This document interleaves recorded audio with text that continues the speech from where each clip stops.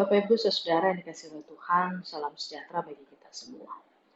Sebagai yang kita ketahui dari kesaksian Alkitab, Stefanus adalah salah satu dari 7 orang yang dipilih para rasul untuk melayani orang-orang miskin dalam kumpulan jemaat perdana. Kita bisa mengetahui hal itu di dalam kitab Kisah Para Rasul pasalnya yang ke-6.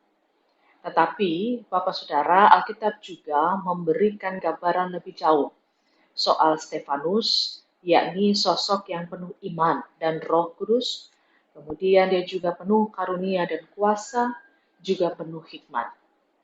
Dikatakan tidak ada orang yang bisa melawan hikmat Stefanus ketika bersoal jawab soal iman. Bapak Saudara, maka diadakan muslihat jahat dengan memberi tuduhan palsu bahwa Stefanus menghujat Musa dan Allah, juga menghina bait Allah dan mengubah adat istiadat yang diwariskan oleh Musa. Karena muslihat palsu ini, Stefanus dibawa ke mahkamah agama. Dan di dalam pasal 7 kemudian Bapak Saudara mencatat uraian panjang pidato Stefanus dalam membela iman Kristen. Yang menarik, Bapak Saudara, di dalam pidatonya Stefanus menyinggung soal kisah perjumpaan Musa dengan Tuhan di Gunung Sinai, di mana Tuhan mengutus Musa ke Mesir. Apa maksud Stefanus? Yang pertama, Stefanus hendak menegaskan bahwa Musa menjadi pembebas umat Israel dari penindasan di Mesir pertama-tama adalah inisiatif Tuhan. Tuhan yang mengerjakan keselamatan itu. Musa adalah perpanjangan tangan Tuhan. Yang dilakukan Musa adalah kehendak Tuhan. Karena itu, penghormatan dan ketaatan kepada Musa tidak boleh melebihi penghormatan dan ketaatan kepada Tuhan. Bahkan jika kita baca secara keseluruhan dari pidato Stefanus, kita bisa menangkap bahwa sejarah keselamatan adalah murni berasal dari tindakan Tuhan yang peduli kepada dunia yang dirusak oleh dosa. Dalam rancangan keselamatannya, Bapak Saudara, Tuhan memakai banyak orang untuk menjadi utusannya. Tetapi lebih dari itu, yang hendak dikatakan Stefanus adalah ketaatan kepada Musa tidak boleh melebihi ketaatan kepada Yesus. Sebab Yesus Kristus itu adalah Tuhan yang menjadi manusia. Kepada Yesus Kristuslah kini ketaatan sepenuhnya harus diberikan. Yang kedua, dengan lihai, Stefanus menekankan soal perintah Tuhan agar Musa menanggalkan kasut di tempat ia berjumpa kehadiran Tuhan. Tempat itu ada di Gunung Sinai, bukan di Yerusalem, bukan di Bait Allah. Dengan demikian, Bapak Saudara, Stefanus menggugurkan anggapan umat pada saat itu bahwa tempat yang kudus hanya ada di Yerusalem, yaitu di Bait Allah. Yang menentukan kekudusan sebuah tempat bukan lokasinya, tetapi kesediaan Tuhan untuk hadir dan menguduskan tempat itu. Ini semakin dipertegas di dalam ayat 49 yang mengutip dalam kitab Yesaya pasal 66 ayat 1 dan 2. Dikatakan, langit adalah tahtaku dan bumi adalah tumpuan kakiku.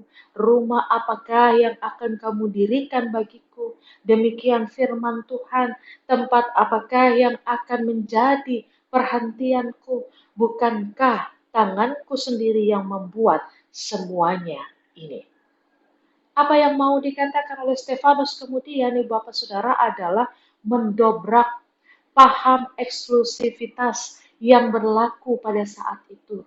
Kekudusan Tuhan bukan hanya untuk umat Yahudi. Kekudusan Tuhan datang untuk melingkupi dunia. Karya Yesus Kristus adalah menyibak tirai eksklusivitas itu dan menghadirkan karya keselamatan Tuhan yang berlaku universal bagi siapa saja. Dan yang ketiga, Bapak Saudara, sesungguhnya dengan menyinggung Musa, Stefanus hendak menanggalkan kemunafikan mahkamah agama. Ketika mereka menuduh Stefanus menghujat Musa, sesungguhnya berkaca pada kesaksian perjanjian lama, umat Israel sendiri berkali-kali menolak Musa. 40 tahun Musa hidup di tanah Midian. Karena apa? Karena ketika ia membela orang Israel yang dianiaya orang Mesir, orang Israel justru menolak Musa.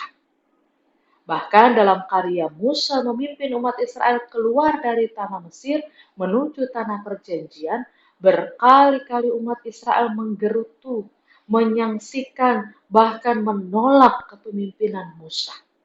Musa yang diutus mewakili kepedulian Tuhan justru ditolak oleh umat itu sendiri. Sehingga ketika menuduh Stefanus menghujat Musa, Stefanus memperlihatkan bahwa sesungguhnya umat Israel yang berkali-kali menghujat Musa. Namun di atas semua itu, Bapak Saudara, kesaksian bagaimana umat Israel berkali-kali menolak Musa, Stefanus memakainya untuk memperlihatkan bagaimana perilaku yang sama terulang kembali ketika umat Yahudi menolak Yesus Kristus yang adalah Tuhan itu sendiri yang datang menyelamatkan umatnya. Umat Yahudi yang sesungguhnya menghujat Tuhan dengan menyalibkan Yesus Kristus, tetapi itu pun tidak membatalkan kepedulian Tuhan untuk memulihkan dunia dan menggenapkan janji keselamatannya. Maka Bapak Saudara yang dikasihi oleh Tuhan, melalui bacaan Alkitab kita pada saat ini, kita kemudian hendak diajak untuk merenungkan beberapa hal. Yang pertama, kita diajak untuk tetap yakin dan percaya bahwa Tuhan itu peduli. Jangan biarkan pergumulan dan tantangan kehidupan membuat kita kehilangan iman, pengharapan itu. Alkitab telah memberikan kesaksian iman bahwa Tuhan itu penuh kasih setia. Dalam kasih setianya sejak semula, rancangan Tuhan adalah keselamatan. Karena itu, Tuhan penuh kasih dan selalu setia, maka rancangan yang tidak pernah berubah, keselamatannya terus dikerjakan, maka dalam iman percaya dan nantikan kegenapan karya keselamatannya. Kedua, Bapak Saudara, kita juga diajak untuk tidak munafik seperti para pemimpin mahkamah agama Yahudi yang disaksikan dalam Alkitab. Bahaya yang paling mengerikan bagi pertumbuhan iman adalah sadar tidak sadar kita hendak mengontrol Tuhan. Tetapi Tuhan tidak bisa dikontrol. Tuhan itu tidak tunduk kepada kehendak manusia. Sebaliknya, kitalah yang seharusnya tunduk kepada Tuhan. Pandemi COVID ini pun menjadi ruang refleksi kita bahwa sehebat-hebatnya manusia, hidupnya penuh kerapuhan. Tetapi di tengah-tengah kerapuhan hidup ini, kita berjumpa dengan Tuhan yang peduli dan berbela rasa. Kepedulian dan bela rasanya menjadi sumber keselamatan. Untuk itu, Bapak Saudara, dibutuhkan iman yang tunduk, bukan iman yang hendak mengontrol Tuhan. Iman yang tunduk adalah iman yang memberi diri untuk dipimpin dan dituntun oleh hikmat-Nya. Bisa jadi dalam menyusuri jalan keselamatannya, kita dibawa melewati padang gurun yang tandus dan gersang. Tetapi jangan bimbang. Tunduk dan percaya, maka kita akan melihat, meski kita harus melewati padang gurun yang tandus dan gersang, tiang awan dan tiang api Tuhan senantiasa mengiringi kita. Ketiga, Bapak Saudara, karena Tuhan peduli, dan dalam kepeduliannya, Dia tidak pernah pilih kasih. Maka jadilah umat yang juga peduli dan tidak pilih kasih. Di tengah-tengah pandemi ini, kita sesungguhnya sedang diundang untuk mewujudkan kasih persaudaraan yang melampaui batas-batas yang selama ini dibuat manusia untuk saling pengkotak-kotakan.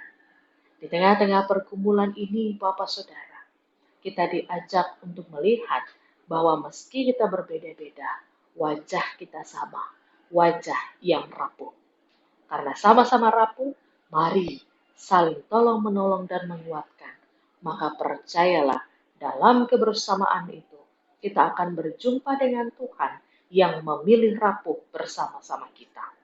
Ajaibnya, dalam kerapuhan, kita diperjumpakan dengan kasih yang menguatkan. Tuhan memberkati kita. Amin.